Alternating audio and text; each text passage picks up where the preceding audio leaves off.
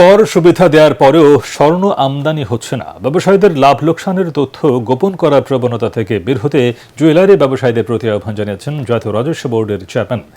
আগারগাঁওয়ের NBR কার্যালয়ে স্বর্ণ ব্যবসায়ীদের সংগঠন বাংলাদেশ জুয়েলার্স অ্যাসোসিয়েশন বাজুসের নেতৃবৃন্দের সাথে আলাপকালে তিনি একথা বলেন। এ সময় সোনা আমদানিতে নীতিমালা সহজ করার দাবি জানান বাজুস সভাপতি এনামুল হক খান।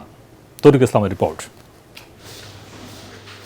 হু হু করে বাড়ছে স্বর্ণের দাম বাড়ায় একের পর এক রেকর্ড হচ্ছে, সেই সঙ্গে বাড়ছে সোনার ব্যবহারও, অথচ সে অনুপাতে বাড়ছে না আমদানি। এমন বাস্তবতায় জুয়েলার্স অ্যাসোসিয়েশনের সদস্যদের সাথে মিট দ্য প্রেস আয়োজন করে জাতীয় রাজস্ব বোর্ড এনবিআর।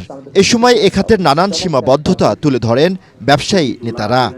এই যে নীতিমালাটা যে আলোকে আমরা পেয়েছি, সেই নীতিমালার আলোকে পাওয়ার পরে আমরা দেখলাম যে আমাদের ব্যবসার মধ্যে সত্যতা আসছে। এখন আপনাদের কোনো সংস্থা এসে আমার দোকানে বলতে পারবে না এই গোল্ড আপনি কখন কোথা থেকে পেলেন। এনবিআর যে নিয়ম নীতি দিয়ে আমাদেরকে এই সাধারণ ক্ষমার পরে সুযোগ দিয়েছিল, সেটা আমরা মানিয়ে নাই। কারণ এখান থেকে আপনারা আর আমাদের সাথে যোগাযোগ করেন নাই।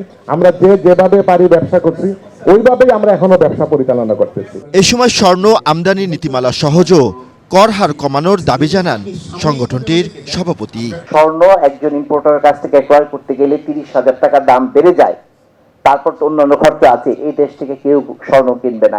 এই দেশ থেকে হাজার হাজার কোটি টাকার ক্রেতা এই দেশ থেকে চলে গেছে। আপনাদের এখানে যারা আছে তারা যদি উদ্যোগ না নেয়, মুসলিম শাড়ির মতো আমাদের এই বাংলাদেশের স্বর্ণ শিল্পী কিন্তু জাদুঘরে চলে যাবে।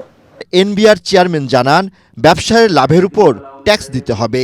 আমি যাই দেখাই এটা ট্যাক্স অথরিটি মানবে না, বাড়িয়ে দিবে, শুধু আমি তো কম দেখাই। আবার ট্যাক্স অথরিটি মনে করে ট্যাক্সের সবসময় মিথ্যা ঘোষণা দেয়। দুজনের মধ্যে যে পারস্পরিক অবিশ্বাস, আমরা এখান থেকে বেরোতে চাই। আমরা চাইবো যে আপনারা এক্স্যাক্টলি যা ট্রানজাকশন হয় সেটা পুরোপুরি রেকর্ড করেন। আমরা প্রয়োজনে আপনাদের জন্য ডিজিটাল সিস্টেম তৈরি করে দিব। কর আদায়ে প্রয়োজনে অ্যাপস তৈরি করার কথাও জানান এনবিআর চেয়ারম্যান। তরিক ইসলাম, এটিএন বাংলা, ঢাকা।